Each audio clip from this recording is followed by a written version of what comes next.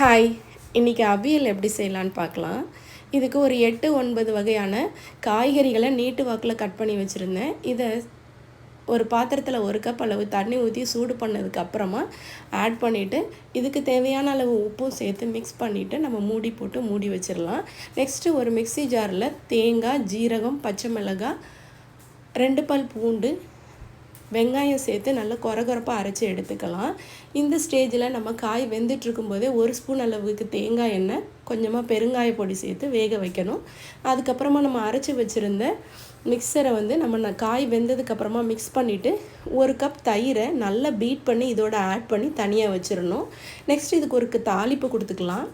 எண்ணெய் ஊற்றிட்டு கடுகு, உளுத்தம்பருப்பு, கருவேப்பிலை, வெங்காயம் போட்டு தாளித்து இதை நம்ம இதில் கொட்டிட்டோம் அப்படின்னா சூப்பரான அவியல் ரெடி. எல்லா விதமான சாதத்துக்கும் சைடிஷ்ஷாக நம்ம இதை எடுத்துக்கலாம். ரொம்ப டேஸ்ட்டாக இருக்கும். ட்ரை பண்ணி பாருங்கள்.